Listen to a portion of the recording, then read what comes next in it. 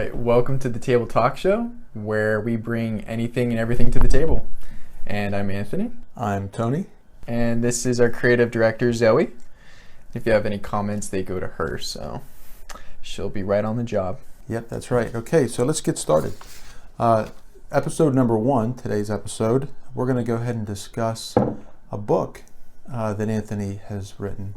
And we're going to go ahead and get Anthony's background and then talk about the creative process that Anthony used to actually write that book. Yeah, and then maybe, if we can get into it, talk about the creative process for the game that you're working on.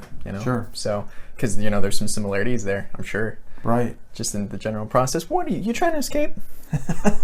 You're still on the clock. You know what you're doing. Yeah. So why don't you tell us a bit about your background, Anthony? Well, I got my undergraduate degree in English, and I relatively recently, finished my MBA. So, both of those are currently helping me in this process that I'm in for, writing this novel and trying to get it out there. But I'm still kind of in the phase right now where, I'm editing and that sort of thing. What are you doing? So this is your first book? Yeah, well, it's my first completed book. I've had 3 previous attempts that I didn't get very far on. You were very needy. Right? 3 previous attempts? 3 previous attempts, yeah. This would be the 4th, so hopefully, 4th time is the charm. That's what I'm hoping. So when did you start this book? This book I started, really the very beginning process. I wouldn't even call it brainstorming. Really 2012, so a couple years ago, while I was still in undergraduate school. So feels like a very, very long time ago. And before that, I had my 3 other previous attempts. And those happened around the same time, from 2011, 2012. I see. So, your previous attempts happened right around the same time frame. Yeah, a little bit before, but how about the first attempt? Yeah, that was early 2011. Going on almost 6 years, really.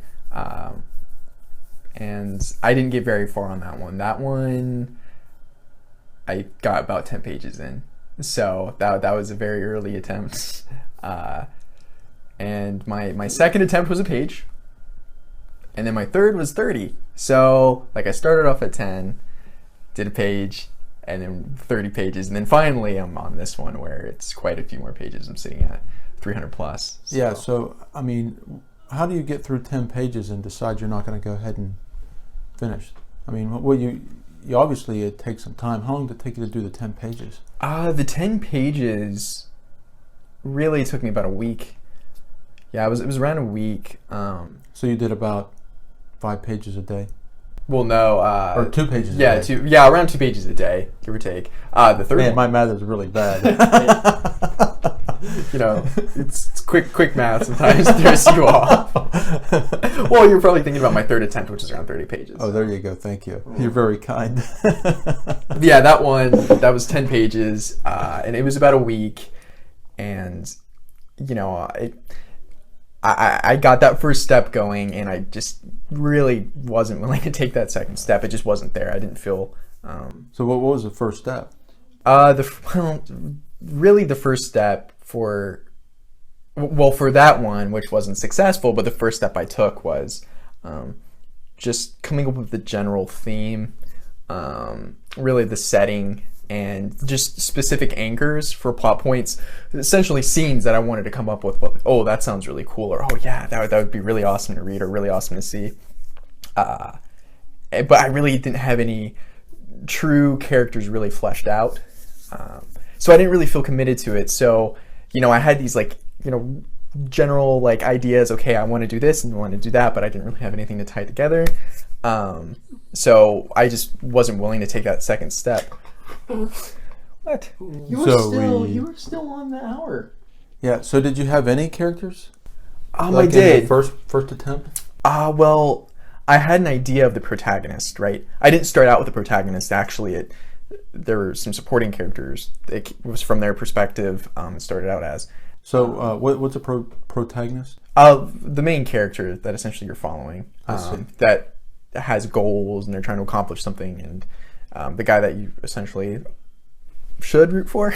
So that would be like Batman would be a protagonist? Yeah, and then the antagonist, right, is the opposing force, right, that usually comes in the form of a person, not necessarily. That'd be like the Joker. Yeah, the Joker, right? So you have Batman and then the Joker, but it's not necessarily good versus evil, right? Yeah, or like Luke Skywalker, or he would be the protagonist, or Darth Vader. or the Emperor. for the antagonist. Right, and you know, people equate, okay, protagonist, main character, good guy, antagonist, you know, opposing, you know, bad guy, evil. But it's not necessarily that case. You know, with Batman and Joker, right? Those are comics, which, you know, protagonist. Definitely a good guy and bad guy there. Right, but they've actually had other comics, right, within that same, I think it's Dark Horse, DC Comics, where it's from the Joker's perspective, right? So you're following the Joker. Still a bad guy though, right? He's a bad guy, but he's the protagonist in that case, right? But because he's the main character? Right, because you're following him, you're seeing his motivations, you're following it from his perspective. So in that case, even though he's a bad guy, he's the protagonist. Like, I don't know if you've watched Breaking Bad, which you should. But Breaking Bad. Well, yeah. Why should I watch Breaking Bad? I mean, I know I've watched it, but with you, in fact, I think I've watched a few episodes. Yeah. But why should I watch it? It transcends TV, in my opinion. It's just really well done. It's very well done. Because it has the cookbook on how to cook meth. No, not that. It's just the plot and the character development's crazy. Like, you know, we're talking about protagonist, antagonist. The protagonist, Walter White in that case, you know, he's a good guy, right? He's a high school teacher. You know, he's meek, he's humble. Well, he was a good guy. He was, relatively. I mean, he has his demons, which that's how he becomes, you know, a dark, you know, anti-hero. But he starts out as a good guy, and he's the protagonist, and you're rooting for him. And then, you know, not even around halfway through, our protagonist becomes a pretty bad guy, right? Yeah, he was a bad dude, wasn't he? He does some pretty questionable things, but he's still your protagonist in a lot of ways. So for me... So he maintained his protagonist label throughout the entire series. Right. He was our protagonist. I mean, you can get into, you know, pseudo philosophy and debate that, but yeah, he's our driving force. Well, there's another character, Jesse, which people are like, oh, well, he's the actual protagonist. But yeah. But for me, you know, for my process, my first attempt where I got the 10 pages, you know, I had a general idea of, okay, I want a hero, you know, a good person who goes through trials and tribulations, right? Just a general idea of what a protagonist is. And that was it. So I didn't have any connection. So I wasn't willing to get past those 10 pages for me. So yeah. So you didn't have an antagonist? At that point, I didn't have an antagonist, and you know, there are examples where, you know, antagonists might come before the protagonist, where you create this like awesome, you know, just really incredible character, who is essentially an antagonist, and you need a foil for that, you know, like, you know, we were talking about earlier, you know, Batman and the Joker, like, maybe the Joker came first, I don't know, there's a history behind that, Batman probably came first, but like, what if you were the first person who came up with the Joker? That would be interesting. Yeah, like, that's an incredible character. I'd be wondering, well, like, what's wrong with you, and, you know. Right, you're right, and what are you thinking? Yeah, well, yeah, exactly, and I've known some people like that, though. Yeah, well, maybe that's how you would come up with like an antagonist. Yeah, but I mean that's an old character, like, he's very old. And back then, it would have been a little odd to have him be your protagonist, right? This evil character be your protagonist. So they needed a foil to be the antagonist. So that would be Batman. I'm not saying they needed, like, Batman probably came first, but I'm saying, like, what if you did come up with a Joker and, you know, you need a foil to that? You are still on the clock. Yeah, Zoe wants to chime in. You got something to say, Zoe? You got something to say? Okay, so what about some characters like Dr. Jekyll and Mr. Hyde? How do you explain that? Yeah, well, you know, that's getting like, you know, that's actually an old story, but, you know, he, in a way, you know, Dr. Jekyll and Hyde, Dr. Jekyll's the protagonist, Hyde is the antagonist. How do you know? Well, yeah, I mean, yeah, you can argue that, but you have one character who's both, the driving force and then the imposing force, right? Because you have Dr. Jekyll, scientist, good guy, and then you have Hyde, right? And it's the same person, well, in the same body, different person, same body, right? Split personality. So those are like more modern takes on the protagonist antagonist, right? So basically what you're saying is that you spent that first attempt, you did about a week's worth of work on there, and then after the week you just basically just threw it away? Yeah, it's sitting in a virtual drawer essentially. Do you still have it? Yeah, I do. Do you think you ever like resurrect it? Maybe the general premise, but like those 10 pages will probably essentially disappear. But yeah, maybe, you never know. Because I did have a premise, and I still like the idea of the premise, but I didn't like the way that I was executing it, that I was building on that premise. So, but yeah, you never know. And then my next attempt after those 10 pages, I had a page. That was it. One page within like a 36-hour period. And so it took you 36 hours to write a page? From start to finish. Well, I mean, I could have written more, but when you're first starting out, at least for me so far, it's a lot of brainstorming. 36 hours, that's like a day and a half, right? Right. Within that period, within 36 hours, I had put pen to paper. Actually, not on a keyboard. This one I actually wrote by hand. And I got that first page done, and then I had no connection whatsoever to it. None. Really, it almost felt like something that's been done before, just with a slightly different skin, and I didn't want to do that. So you felt a connection with that first attempt, the first 10 pages? A little more than I did the second. Enough to get me to 10 pages, but not enough where I wanted to get to 30, like my third attempt, right? Yeah. Well, before you get on the third attempt, for that second attempt, where's that one page at? That actually might be gone. Gone? No, I did. No, I did actually write it down in Word. I typed it up in Word. You still have it? Yeah, I do. You think that'll ever be resurrected? No, I don't think that one will. That one's probably... You're gonna leave that one there?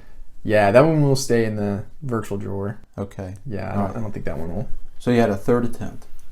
I did. In third attempt, I got to 30 pages. So that one I actually did. I had a protagonist. I had an antagonist.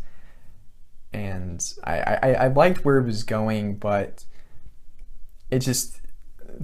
I didn't have it mapped out well enough, and I really didn't know. Well, hi. Okay. How long did it take you to do the 30 pages? Yeah. It took me, I would say, about a month to come up with those 30 pages. About a page a day? Yeah, it was about a page a day. And were you like writing every day when you were doing this? Yeah, about... You're like really into it. I mean, if you spend a month on anything, you're like must have been really into it. Yeah, I was. I liked it. I really did like it. What happened? What happened?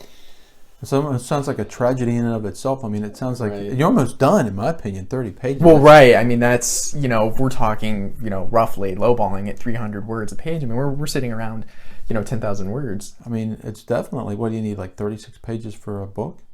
For a novella, yeah. At the very least. And let's dust that puppy off and then put a few more pages on it and ship it out. Good. Well, see, the problem was for that, it was being written as a full-blown novel, so it, there wasn't enough happening within those 30 pages that I could say, okay, let's just attach this little ending.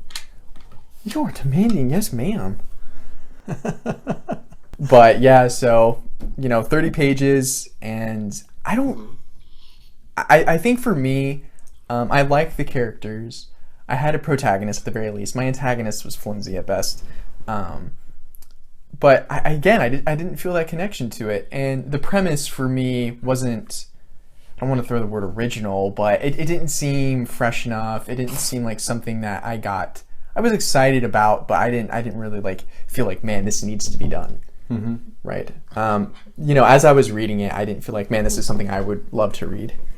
Yeah, she definitely wants down. So how do you? She does want down. How do you stop writing something that you spent a month on? I mean, how do you actually break away from that? How do you stop that? Well, it depends. It's either you run out of steam, or you have an honest conversation with yourself. For me, it was an honest conversation with myself, whereas I didn't feel committed to it. I didn't feel as though if I completed it, I was really adding anything new to the world. To me, again, it was more than just a different skin on something that's already been done, but it wasn't far enough. It wasn't original enough for me where I felt really excited about it. So I just let it go. You just let it go. Yeah, I did. Gosh, did it make you sick to spend that kind of time and you just let it go? Not. I mean, Zoe, you hear Zoe? She's like, oh. I know. She's like, why would you do that? I know. Sometimes you gotta let go, Zoe. But, I mean, I wouldn't say that I felt sick about it, but, you know, when you spend that much time on something, and a month is a decent amount of time, you know, it is hard to just cut the, you know, cord and say, okay, I'm moving on with this. But again, I didn't feel, I don't want to say passionate, but yeah, I didn't feel that passionate about it. So it was okay to cut the cord and just move on. Yeah. So, what are you gonna do with that one? You think that one will ever be resurrected? Possibly, because I actually, you know, that was my third attempt. At that point, I had only written 41 pages of like a novel, right? If you combine everything that I've done, of 41 pages of prose that was like serious, relatively serious. So, you know, it was like really one of my first attempts at really writing. But, you know, I did like some of the things that I said and, you know, where I was kind of going with it, but I don't know. I think I'll probably let that one sit in the drawer too. I don't see myself. You don't think you'll ever resurrect that one? No. I mean, to me, it sounds like that'd be a great start. Yeah. I mean, it was. Like 30 pages is... I mean, like in the future, it would be a great start. Oh, yeah, get a head start? Yeah, well, I mean, yeah, it just sounds like, you know, you have already invested 30 days in that, and it's... Yeah, there's like a concept of like a trunk novel where it's like you write a novel and then you put it in a trunk and access it 10 years later when you can't think of anything, when you have writer's block. It's like, all right, well, let's just change this around a little bit and publish that. Oh, there you go. You've got that. I could do that. I could. You never know. But I don't see myself. So that was your third attempt. That was my third attempt. And then this is my fourth. This is your fourth, and you finished it. Right. And I'm hoping that the fourth shot will So tell us about the charm. Yeah. Tell us about the creative process for this fourth attempt. This one was a bit different. I mapped this one out a little bit more than I did the previous three. So I had an idea, right, of, okay, this is A, and then this is Z, and then I had maybe K, O, B in there. And then it's just a matter of... A, Z, K, O, B. So like you had the beginning, you had the end, then you had a few things in the middle? Right. I had some ideas, some anchors, some scenes like I did with the previous attempt. The difference was here, I had a very clear vision of who my protagonist was and who my antagonist was. So I had these characters and they were a little bit more fleshed out. So I felt more connected to it, essentially. And I felt like it was more original than my last three attempts. I felt that there was like actually something to say here.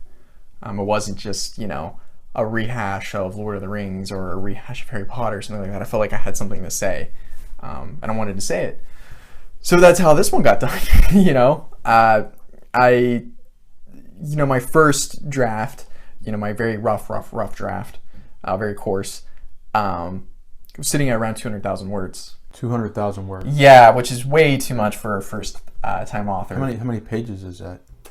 In Microsoft Word, with the standard, 300 to 400 words per page, we were sitting around 500 plus. Wow. Almost 600. Wow. Yeah. Wow, what a huge leap. Yeah, very huge. From 30 pages to 500 plus. Yeah, pages. 10, 1, 30, and then it's almost 600. Because it's, without getting into too many specifics, because I'm still in the process, it's in the, epic genre, an adventure, lot going on. So those tend to be more sizable. But 200,000 was just too much for a first time author. Come here, girl. Yeah, that's you want back in your chair? I think she wants out. So, so you're going to keep it at 200 pages? Or 200,000 words? Yeah, 200 pages. I mean. No, I cut it down because, from the research that I've done, there's, relative sweet spot, especially for first time. Well, I say especially, really for first time authors. Sitting around the 70,000 to 140,000 is kind of pushing it, but within that range. So I wanted to get as close, really, from what I understand, 100,000 to 120 in my genre for first time publisher is really where you want to be. So I needed to get really as close to that number as I could. And I'm sitting on the high end right now, but I'm relatively happy with where I'm at. So. Okay. So what was the general process that you used to go from the 200,000 words down to where you're at right now? Well, when you first get into it, you're gonna release our creative director. Yeah. Go ahead. You can keep on going. Okay, I'll keep on going here. But yeah, so when you first have your draft, the draft that comes after your rough draft, you kind of go into swinging, or at least for me, for my process so far, just hacking away, right? Which can be kind of fun and kind of cathartic in a way, just cutting out parts and, going from 200,000 words to, 180, and then from 180 to 160, just essentially going in and just hacking away at the weeds. That can be cathartic because it's like you can see it becoming maybe a bit more coherent, the road's getting a little bit straighter, so you feel good about that. And then once, for me at least, when I got around the 160,000 mark, became a little bit harder and a little less fun because it became more of like a surgical process. So from the 200 to the 180, it was pretty smooth sailing? Yeah, it was actually kind of fun. It was. I mean, it's, you don't like cutting things out that you've done, right? Things that you like, but it can be fun. It can be because like I said, you can see, things getting straighter. Okay, this is maybe a little bit more coherent. And sometimes you just write something and you're like, this is really bad. So it feels good to just cut it out. Yeah. So how about from the 180 to 160? Pretty much the same. And it gets a little bit harder, as you whittle it down. But yeah, right when I hit 160, getting from 160 to that ideal 120 mark, which was what I was aiming for roughly, that was a lot harder because instead of using, just going in and whacking away with a machete at the weeds, you got to get a little bit more surgical. You got to use a magnifying glass and just kind of, chip it away at things. So that's a little bit harder and not quite as fun. Yeah. So you basically you got it down to how many words? Right now I'm sitting at around like 140. 140, and you think it'll stay right around that? Yeah. Ideally I'd get it even lower, but really at this point I can't really whittle it down much more without sacrificing plot. So you're doing this. You're taking it from 200,000 down to 140 to make it more marketable. Yeah, because I'm a first-time publisher, because there's costs, associated with it. And you're taking a risk when you're publishing an author for the first time, right? They have no name recognition. Like Stephen King, George R.R. Martin, J.K. Rowling, they can push out whatever they want. People are going to buy it for the name. But if people don't know who you are, they're taking a risk. It's a business decision because it costs time and money to hire an editor, to just physically print the pages out, right? The more words you have, the more pages you'll need, the more expensive the book will be. Yeah. So why didn't you just write the 120,000 word version right at the very beginning? I mean, why did you go to the 200,000? Well, it's not an epic like Lord of the Rings per se, but it's in that epic adventure genre, right?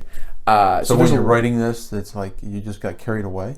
Yeah, I mean, there's a lot going on, right? A lot going on. So, you want to flesh everything out. You want to be detailed. You want to have interesting characters with motivations and development. You want to develop these characters that you've created. So, there's a lot that goes in with that, and there's all these interactions. So it came out sitting around 200,000, which isn't unheard of for an epic. How long is some of Shakespeare's stuff? Plays. They're plays. So it's how long are those? Character wise, as in words, I'm not sure, but those are plays. So How about like The Great Gatsby? How long? That's much shorter. Yeah, that's kind of a small book. It is. It's a lot shorter. Different genre though, but yeah, it's. I think it's like 100,000 words. Oh no, it's less than that. Less than that. Excuse How me. about like It's like 60. Well, how about like Lord of the Rings? That you're sitting at 150,000 plus. You know, the first one I believe is like 170,000 words. Wow.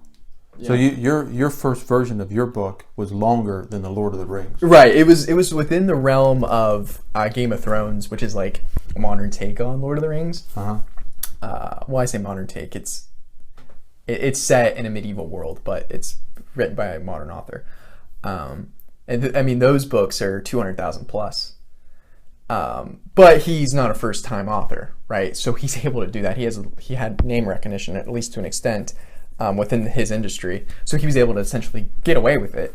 Yeah. So your main concern is that it wasn't necessarily that you were at 200,000 words and you just thought it was too long. No. You were at 200,000 words Right. and you thought, well, no one's going to publish you. Like, right. Essentially, like I felt like I would have to self-publish at that point. So I wanted to make it more marketable. Yeah. And I if I felt like I was going to sacrifice what I was trying to say, my story, what I wanted to tell, I wouldn't have done it. But I felt like I could make it a little bit more cohesive, a little bit shorter, and still tell my story. Because again, it was my first time doing it, and I was, very detailed. Try to reel that in a bit, and that really helped. yeah, that's good. I listened to this podcast by this gentleman named Sam Harris, and he was actually doing an interview with a first-time author, and he discussed what is a sweet spot, and he was saying it's like 350 words that sells for about $30. Yeah, 350 pages. Yeah, 350 Yeah. pages. 350 words. Wow, that would be a really short. Right. That's a gold mine. Oh my gosh. That's a gold mine. But yeah, that's for a hardcover.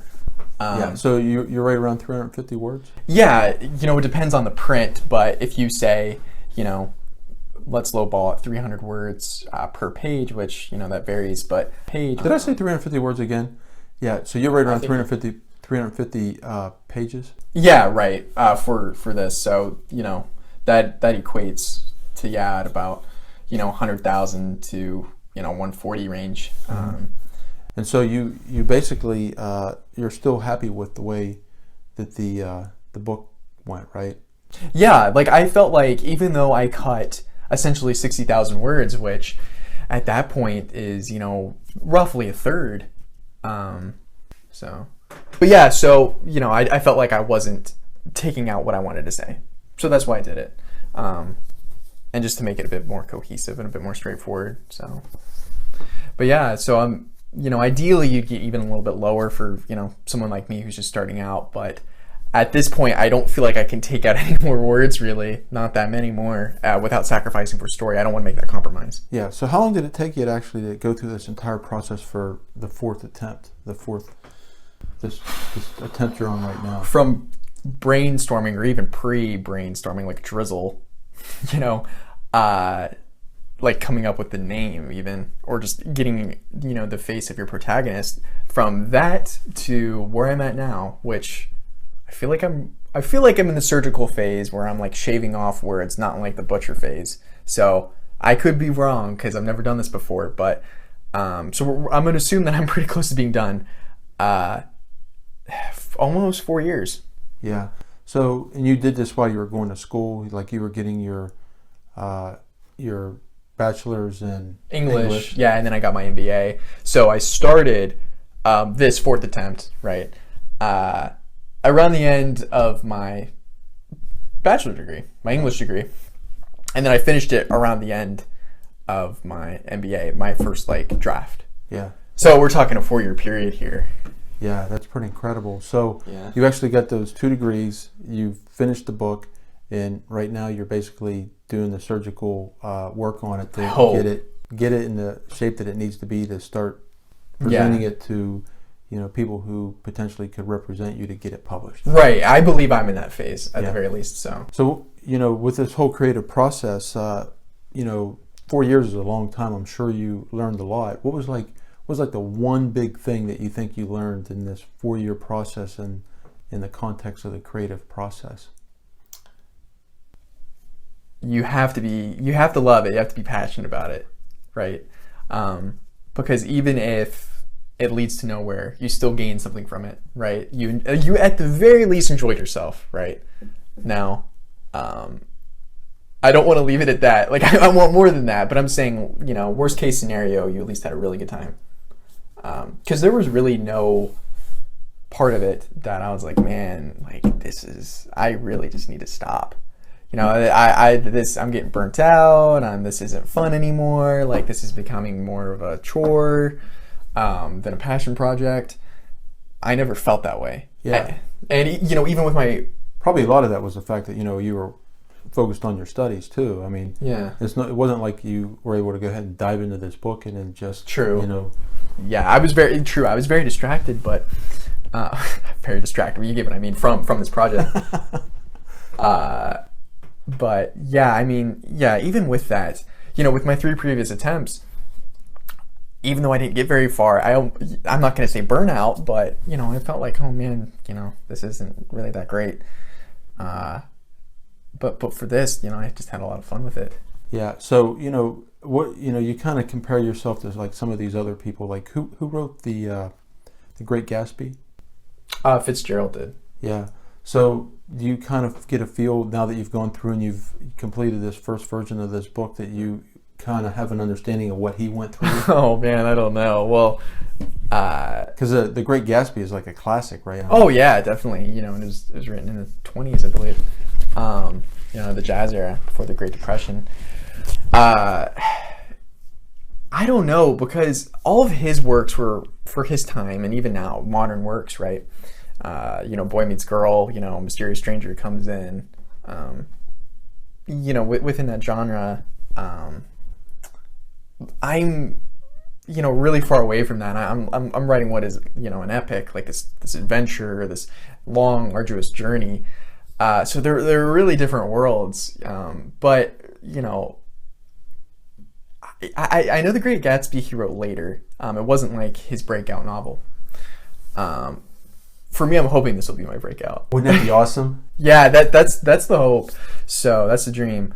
But yeah, I mean, I feel like I hope at least he felt some of the things that I'm feeling, because that means that I'm on the right track. Yeah. How about who was the author of like Lord of the Rings or who's the author? Tolkien.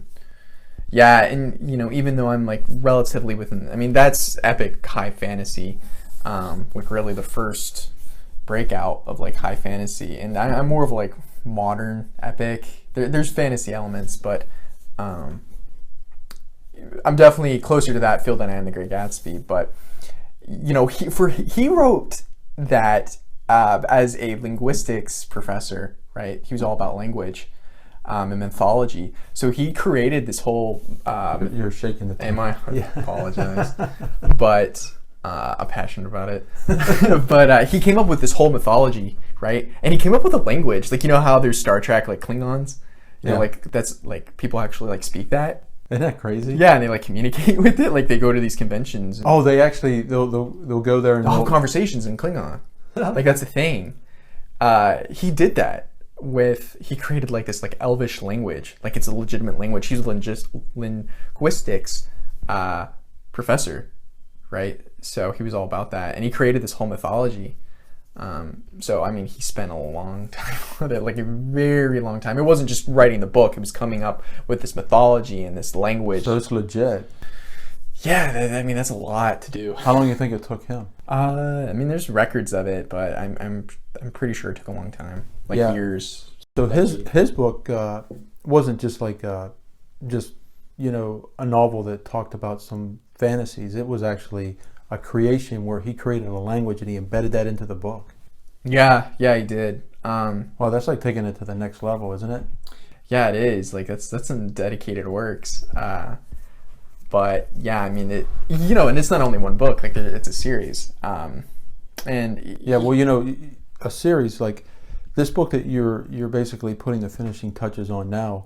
At some point, you're going to probably jump to your next book. Yeah. Irregardless of what happens to this book, whether you publish it or you self-publish it, or it just sits in one of those boxes where you can open that box up and Trump novel. Pull it out 10 years from now. Right. So give it another shot. What's next? You obviously learned a lot in the creative process for this one. You've got to be thinking about some ideas and what you're going to do next. So, are you going to approach the next one differently? The problem with that is I'm so deep in the cave right now that this is my first time doing it, and I've done research as much as I can. You could always do more, but I've done some research, so I'm fumbling around in this cave with a flashlight. Well, that might be ambitious. A candle, right?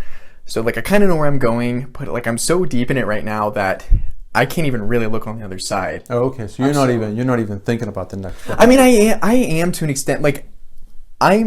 The cave is not only the process. The cave is this world that I've created, this story, this novel, and it's dangerous, but I'm thinking of the sequel to it.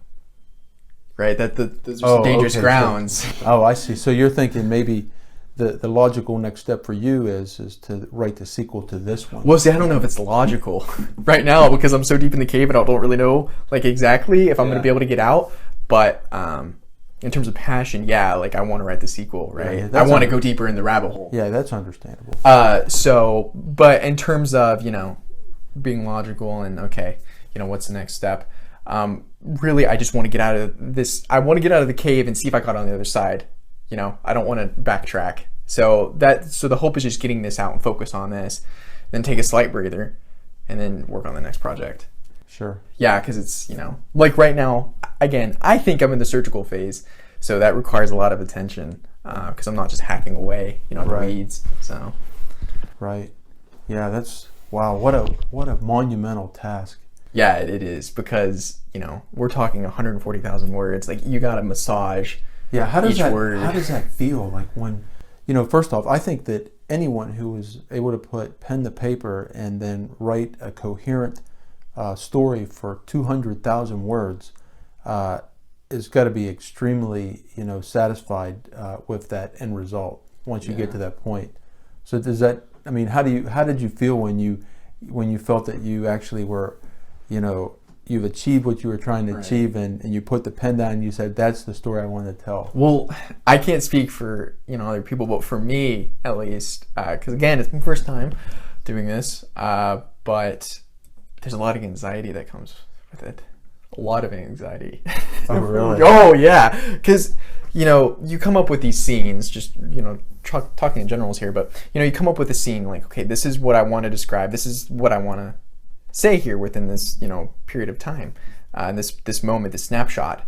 You can never, at least for me, and I believe this is for everyone, you can never truly 100% translate what's in your head. I know what you mean, because sometimes I just write a short little email that's not even just one little small paragraph. Right. And I'm trying to communicate a thought to somebody, and it's an important thought. Right. And I'll sit there and I'll spend time and wordsmith these words just to try to get the right meaning across, and then I'll send that email out, and I'm not really sure if I really did it justice that understand. And I'm certain that I've actually tried to communicate very simple concepts to people in just a little short email, and they got it wrong. Because I either wrote something, slightly off, or just if you would have changed 2 words, it would have. Yeah, that's the anxiety you have. Blow that up by 100-fold, and you. Excuse me. You go in, and for me at least, when I finished my first rough, really coarse draft, I was like, oh man, I wish I would have done this. Well, because I haven't published it yet, I have that luxury. But when I do publish this, I can almost guarantee you that I'll be sitting, eating lunch one day at a table, biting into an apple, and be like, crap, man, I really, really should have said that, or I really should have done that. That would have been great, man. That would have been so good. Just wanting to change it, had that feeling where I want to go in, and hopefully I'll have this feeling because it's a good problem to have. Go into all the bookstores and rip off the books on the shelf and say, all right, hold on, let me change this real quick. This is better. That's the anxiety. Well, I guess you could do that, when you do another release. Yeah, like a remix. Yeah. Yeah. Or an addition, like you could change the addition, right? And then you could actually make some minor changes. Yeah, that's innovative. We don't want to talk about that. Like a remix, like, because, I mean, that does happen, there's additions, right? Well, how did you feel when you got down to the 140,000 word range? I mean, did it feel better?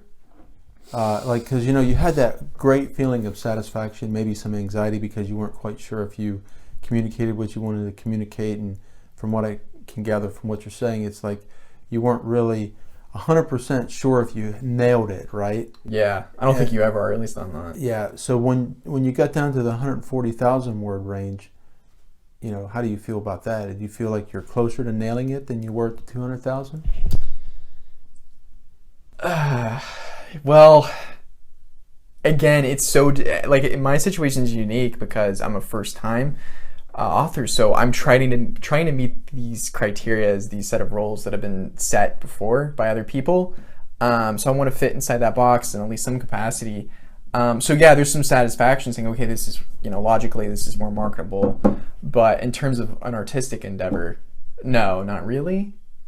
Yes, because when you cut it down, like, unless you just, completely nail it on your first try, I feel like everyone, even like Stephen King or whatever, they're going to go in and they're going to cut because there's mistakes that have been made, both like logical mistakes that don't make sense. Like, okay, well, this character, I thought he was on the train 5 seconds ago. Why is he on an airplane?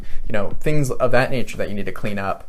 But, for me at least, I had these logistic problems that like, okay, this doesn't make any sense. Let me go fix that. But, sometimes you do get a little carried away, or at least I do. And you don't need to spend, 500 words describing the frog on the log. It's not really that important. Spend 10 words on it. That does feel satisfying sometimes. Because you're quickening the pace, and you're making it more compact. You're taking all these pieces that are spread out and just making the puzzle just a little bit tighter. And so that is satisfying. So yeah, but there's also again some anxiety that comes with that, where it's sorry, I just hit my mic again. Should I have cut that out? Was that a mistake cutting that out? That's interesting. Yeah. So then the I guess the final question I have about this whole creative process, now that you've, because we're almost out of time. In fact, we've exceeded our 30-minute goal. But so let's ask this one final question about the creative process and wrap it up. So you went from the 200,000 words down to 140,000 words, and you feel that you've got it to where you want it. And let's just say that, let's be very optimistic, that you find an agent or a publisher, the book gets published rather quickly, it's out there, it becomes a bestseller. Yeah. Do you think there'll ever be any rebirth of the 200,000 word version, or you think that's like those things that you had to take out and modify, those things are lost and gone? I think that the purebred 200,000 words where I hit that last word, the end, period, enter, okay, I'm done. No. But the version that had an extra scene, an extra couple scenes that equated to around, let's say, 20,000 words, yeah, definitely, yeah. Like I might want to do that. So, yeah, I could see that, But that 200,000 word, hit enter, save, close. No, that'll never ever, because there were a lot of logistic mistakes that like didn't make sense, and like, okay, I need to go and fix those. Yeah. So that would taint it. Well, not taint it, but that would change that version. So yeah. Anthony, I got to tell you, this has been a great episode. It's our first episode. Yes. And I'm really happy that you were able to go ahead and give us your background and then share the creative process with us. We're out of time, and so I think we should just tell our listeners that ask them to please subscribe. Yeah. And to Please. subscribe to the channel and leave us a comment and let us know what's on your mind and what you're thinking. And until the next episode, we wish you all a great week, and given in the holiday season, have a great happy holidays and Merry Christmas. And hopefully we can touch on your creative process with your game, because I completely hogged the limelight here. No, so we'll get into that next episode. It was great what you I'm sure glad you did hog the time, because it was great hearing everything that you had to say, and I think we could probably go another hour. Yeah. But unfortunately, I think we're almost out of battery life. Yeah, so we should probably wrap it up. Yeah. So thank you very much, Anthony. Thank That you. was great, and Thank you. we'll see y'all next episode. All right, see ya.